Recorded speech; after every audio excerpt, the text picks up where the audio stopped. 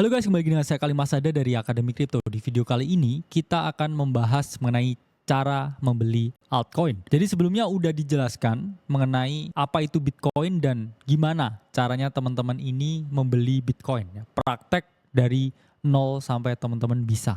Nah, di sini akan dibahas lagi yang lebih spesifik ya, yaitu adalah altcoin. Jadi mungkin di sini teman-teman banyak ya yang mendengar ya istilah altcoin, ya, terus kepo ya, terus FOMO. Gimana sih sebenarnya cara membeli altcoin? Jadi sebelum kita menjelaskan cara membeli altcoin, kita bedah dulu ya apa itu altcoin. Nah, pada dasarnya di market crypto itu ada dua jenis aset ya. Pertama itu adalah Bitcoin dan kedua itu adalah altcoin. Jadi apa sih altcoin? Altcoin itu merupakan aset kripto lain selain Bitcoin. Jadi altcoin itu adalah singkatan dari alternatif coin. Jadi apapun yang di luar Bitcoin itu dia masuknya ke dalam altcoin. Jadi memang altcoin ini adalah entitas yang berbeda ketika kita bandingkan dengan Bitcoin. Jadi sebenarnya apa sih bedanya ya? Mungkin kalau teman-teman lihat ini beda spesies ya. Kalau Bitcoin ini mungkin seperti jeruk ya. Kalau altcoin ini mungkin seperti apel analoginya. Jadi berbeda buah, berbeda fungsi dan juga berbeda tujuan. Kalau kita mengenal Bitcoin, ini tujuannya adalah store of value ya. Di mana jumlahnya ini hanya maksimal 21 juta. Yang mana jumlah yang terbatas tersebut ini menyebabkan Bitcoin ini dianggap sebagai store of value atau aset untuk menyimpan nilai. Jadi Bitcoin ini dianggap seperti emas digital ya atau digital gold karena jumlahnya yang terbatas dan nilainya ini semakin naik ya. Salah satu yang menyebabkan nilai Bitcoin ini terus naik itu adalah mekanisme dan juga protokol Bitcoin yang namanya Bitcoin halving, yang mana setiap 4 tahun sekali reward dari para penambang ini selalu dikurangi. Jadi Bitcoin halving menyebabkan harga Bitcoin ini jauh lebih berharga ya setiap siklusnya atau setiap cycle-nya. Altcoin di sini ini memiliki fungsi yang jauh berbeda dengan Bitcoin, di mana altcoin ini disebut juga ya sebagai utility token atau suatu aset yang memiliki fungsi-fungsi tertentu. Apa itu fungsi tertentu? Ya karena Bitcoin ini kan hanya untuk menyimpan nilai seperti emas. Emas itu nggak banyak fungsinya bisa digunakan ya, mungkin perhiasan ya. Tapi fungsi lainnya ini kurang ya, sehingga itulah muncullah yang namanya altcoin ini. Jadi altcoin ini adalah suatu substitusi ya dari keterbatasan fungsi yang dimiliki oleh Bitcoin, sehingga muncullah altcoin ini. Jadi apa aja fungsinya altcoin ini? Fungsinya ada banyak ya. Pertama ini dia sebagai stable coin atau koin yang nilainya stabil. Biasanya ini di back ya dengan uang asli atau dengan komoditas tertentu. Contohnya USDT ya, USD Tether.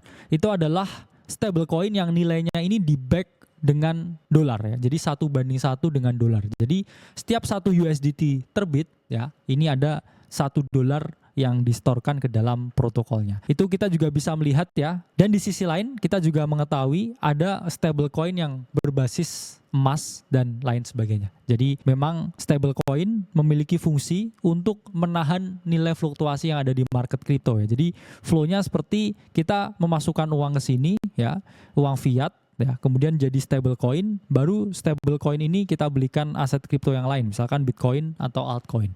Nah, kemudian ini ada fungsi lain ya, misalkan teman-teman mau membangun decentralized application atau suatu sistem aplikasi di atas jaringan blockchain.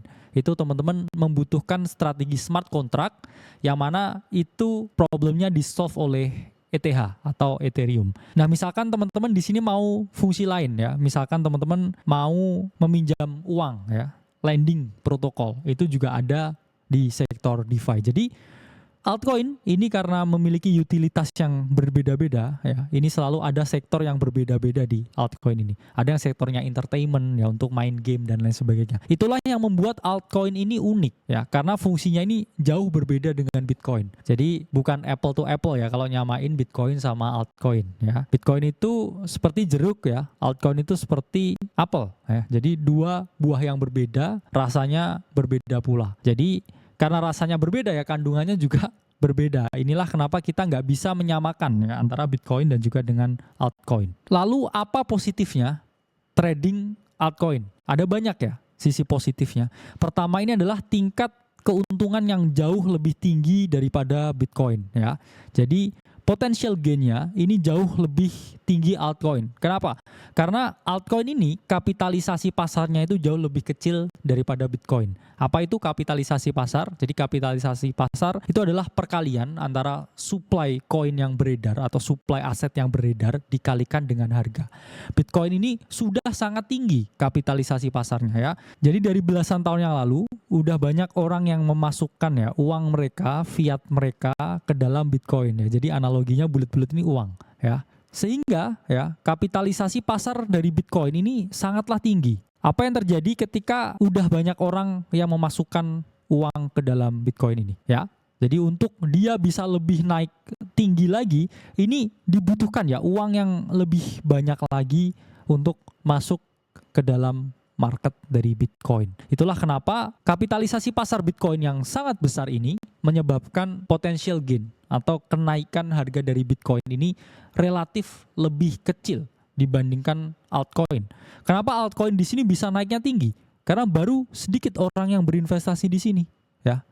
Ilustrasinya seperti ini, sehingga untuk menaikkan harga altcoin lebih tinggi lagi, ini dibutuhkan uang yang jauh lebih sedikit, ya, yang masuk ke dalam sini untuk membuat harganya ini naik berkali-kali lipat. Jadi kalau kita ngomong, ya safe to say Bitcoin ini naiknya puluhan persen ya di dalam satu range ketika market ini bullish ya Bitcoin mentok 30-an persen. Tapi altcoin ini bisa naiknya ini 300%. Itulah kenapa banyak orang yang bilang kalau altcoin itu adalah leverage dari Bitcoin. Karena kenaikan altcoin ini jauh lebih tinggi daripada Bitcoin. Tapi ingat, keuntungan selalu berbanding lurus dengan potensi kerugian ya. Jadi kalau Bitcoin ini mungkin kadang koreksinya 10% ya. Ini altcoin ini koreksinya bisa sampai 70 atau 80% ya. Jadi lebih dari setengah ya uang teman-teman bisa hilang ketika teman-teman trading dengan altcoin ini.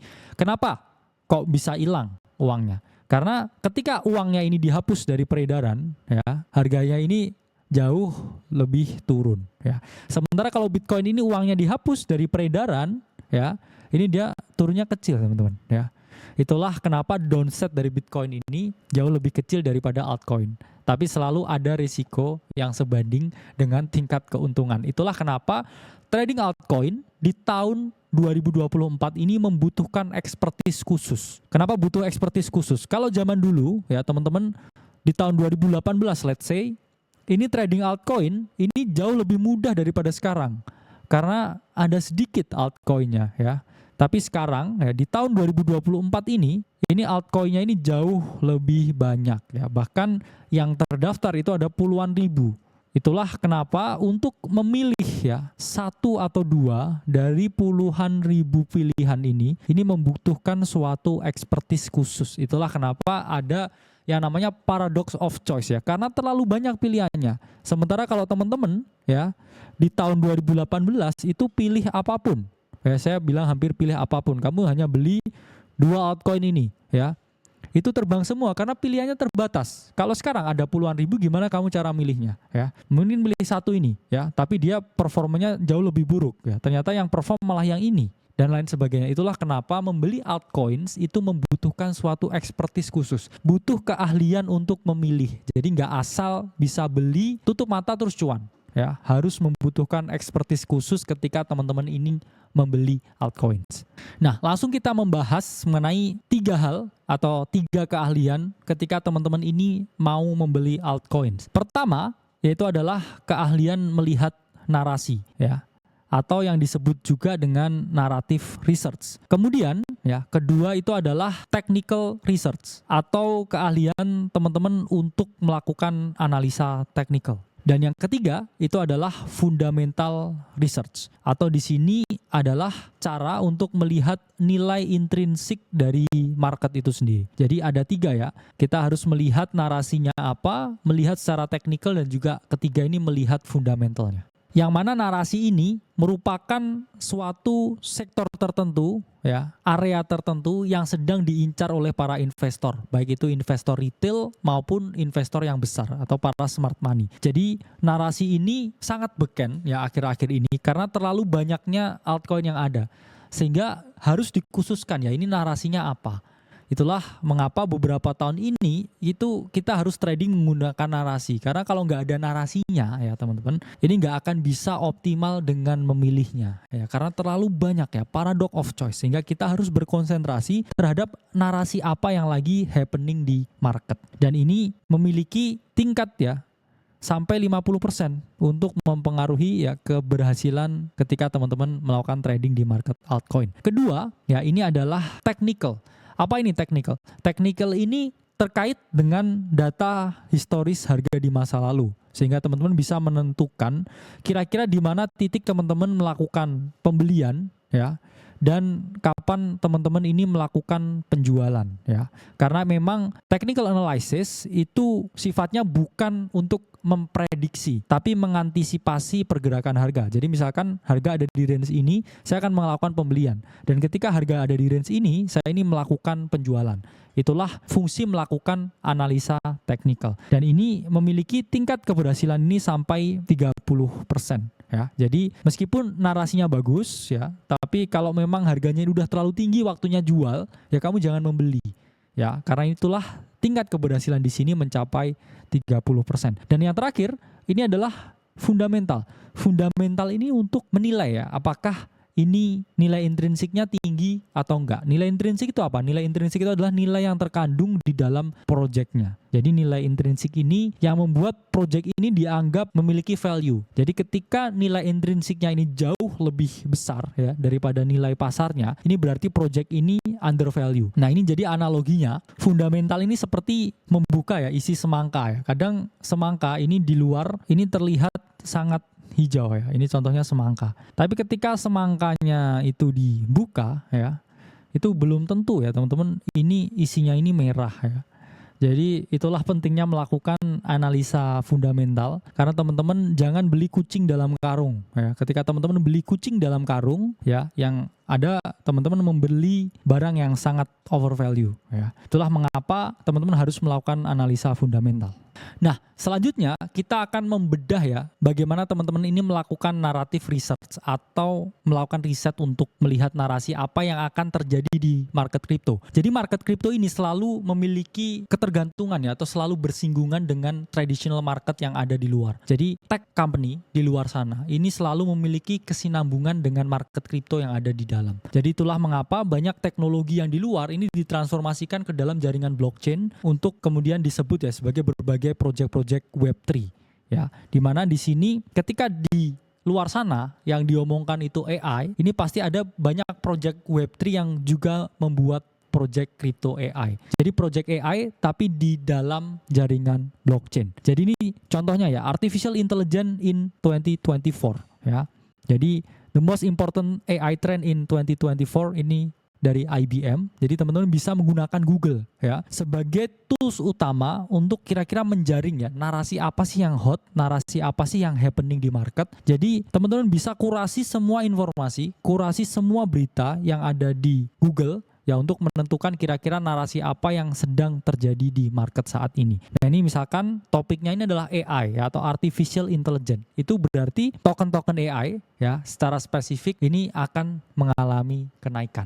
Nah, kadangkala teman-teman juga bisa membuat yang namanya narrative calendar seperti yang dibuat official oleh Akademi Crypto. Jadi di Q1 ya kita ungkapkan bahwa spatial computing dan juga AI atau artificial intelligence ini akan menguasai market crypto, dan memang itu beneran terjadi. Jadi itulah fungsinya teman-teman jauh hari ya, mengkurasi segala informasi dari berita, dari news, dari report ya, dari jurnal dan berbagai informasi-informasi lain yang kemudian teman-teman satukan jadi satu untuk menentukan kira-kira narasi ini terjadinya kapan. Nah, ini sebagai contoh ya kita bahas AI yang memang sudah terjadi di Q1 2024 kemarin, tapi nggak ada salahnya ini bisa kita bahas ya di sini. Bagaimana cara mencari koin AI-nya ya. Ini kan udah terjadi ya narasinya. Nah, ini teman-teman bisa memanfaatkan berbagai platform basic crypto data. Jadi platform basic crypto data itu adalah platform yang menyajikan berbagai informasi dasar mengenai project-project crypto yang ada. Teman-teman bisa pakai CoinGecko, CoinMarketCap atau CryptoSlate. Balik lagi kita tidak berafiliasi atau tidak disponsori ya berbagai platform ini. Ini platform yang kita gunakan. Misalkan contohnya tadi kita lihat project AI yang akan mengalami kenaikan ya. Misalkan di sini udah jelas ya, top artificial intelligence AI coins by market cap. Jadi teman-teman bisa search di Google ya, misalkan AI coin seperti itu. Nah, ini akan didirect ke CoinGecko ya atau Coin Market Cap. Di sini kita gunakan Coin Market Cap. Nah, ini koin-koin yang di atas, ini koin yang memiliki kapitalisasi pasar yang tinggi. Ya, istilahnya orang banyak masukin duitnya ke berbagai koin-koin ini. Pertama ini adalah Bitensor ya atau TAO. Kemudian ada Render, RNDR, The Grab, GRT, FET, Singularity Net, EGX, dan lain sebagainya. Semakin turun, ini semakin kecil kapitalisasi pasarnya. Itu berarti semakin tinggi pula risikonya. Jadi yang relatively ya safe risk atau risikonya ini relatif ketakar lah ya istilahnya. Ini ada yang di bagian-bagian atas ini. Semakin bawah, semakin turun ini semakin kecil banget ya market capnya. Sehingga ketika kamu membeli, ini potensi koreksinya ini jauh lebih tinggi daripada kamu membeli yang ada di atas-atas ya. Itulah kenapa fokus ke 5 besarnya ya. Dimana di sini 5 besarnya itu ada Singularity, Fetch.ai, GRT, Render, dan juga Bitensor atau TAO.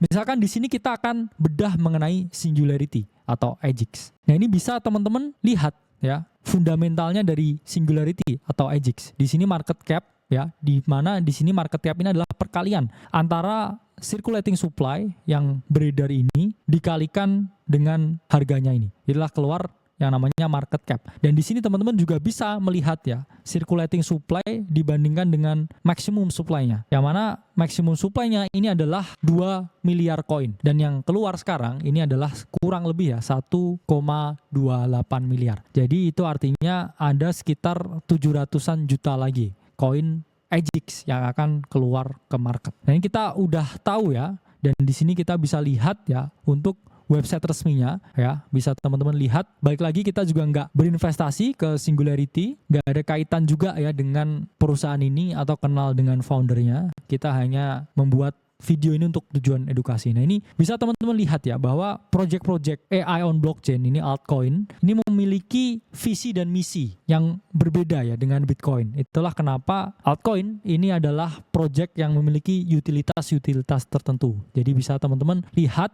di websitenya ya, resminya ini bisa teman-teman cek di CoinGecko. Nah, di sini juga teman-teman juga bisa lihat white papernya dari Singularity Net atau EGX. Di sini dijelaskan ya, kalau di saham ini namanya prospektus. Ya, kira-kira ini proyeknya seperti apa, kemudian roadmapnya seperti apa, siapa aja yang mengerjakan ini bisa teman-teman baca di white papernya. Nah, selanjutnya teman-teman juga bisa melihat ya aktivitas-aktivitas on-chain lain melalui platform yang namanya token terminal, di mana di sini akan ada banyak sekali ya project yang mana teman-teman bisa gunakan ya informasinya untuk menganalisa on-chain-nya seperti apa, ya kinerjanya seperti apa di dalam jaringannya. Contohnya ini Chainlink ya, kinerjanya lagi menurun dan lain sebagainya. Itu untuk meningkatkan teman-teman punya analisa ya. Balik lagi kita juga tidak disponsori ya oleh token terminal. Di sini hanyalah platform-platform yang kita gunakan. Nah, selanjutnya balik ke EGX ya. Dimana di sini kita lihat ya narasinya AI, kemudian fundamentalnya EGX ini juga lumayan oke ya, lumayan solid. Setelah kita melihat ya market cap-nya ya 1,1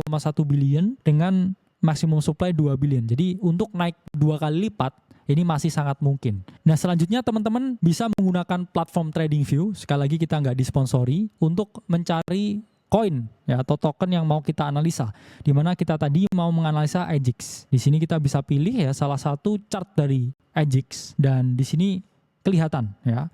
Ini saya selalu sarankan gunakan time frame yang besar. Contohnya ini adalah weekly, bisa teman-teman gunakan untuk melihat lebih dalam. Jadi semakin besar time frame yang teman-teman gunakan itu tingkat validnya ini semakin tinggi. Nah, ini bisa kita lihat ya. Weekly chart dari EGX ini ada di area yang ideal membeli. Kenapa? Karena kalau kita misalkan tarik ya Fibonacci dan di sini ini ada di area sekitar 0,5 dan di sini mendekati ya area beli dari EMA-nya ini. Jadi secara tren ini melakukan koreksi. Jadi kalau kita lihat di market itu adalah primary ya tren utama dan juga kemudian secondary dan juga ada possible melakukan primary lagi. Jadi di range ini ya kita bisa melihat bahwa ini adalah range yang ideal untuk membeli EGX ya atau Singularity. Jadi ini dia siap untuk membuat tren primary yang baru ya. Jadi ini lagi di secondary trend atau di tren yang koreksi ya istilahnya ya. Dimana ini adalah suatu pola ya atau kecenderungan yang mana kita bisa melakukan pembelian ya untuk AJIX atau Singularity. Untuk melakukan pembelian ya ini bisa teman-teman gunakan salah satu platformnya adalah Indodax ya. Balik lagi nggak disponsori. Jadi Indodax juga salah satu yang cek centralized exchange yang paling lengkap di Indonesia. Di sini teman-teman bisa lihat ya, ada banyak sekali list altcoinnya yang mau teman-teman beli. Ya ini misalkan kalau di sini adalah AJIX tadi ya, bisa di search. Nah ini teman-teman bisa lihat ini adalah market dari AJIX to IDR, di mana kalau di sini misalkan saya mau beli ya Singularity atau AJIX, misalkan saya mau beli 1 juta rupiah ya, bisa pakai market dan klik beli Singularity. Nah, order beli telah berhasil dipasang. Nah, ini semudah itu untuk teman-teman mau membeli altcoin. Nah, jadi ketika harganya nanti udah naik lagi, misalkan di $2 ya, ini saya bisa klik market instan dan jual 100% untuk saya melakukan take profit atau pengambilan keuntungan. Oke guys, jadi itu video mengenai cara membeli altcoin. Jadi harus teman-teman pahami bahwa altcoin ini adalah market yang penuh dengan risiko, sehingga satu-satunya yang bisa membatasi risiko dan peluang kerugian itu adalah kita sendiri. Karena profitnya juga buat kita sendiri, jadi kita juga nggak bisa nyalain orang lain atas keputusan pembelian yang kita buat sendiri. Dan video hari ini adalah murni untuk tujuan edukasi. Saya Khalil Masada dari Akademi Kripto. Sampai berjumpa di video selanjutnya.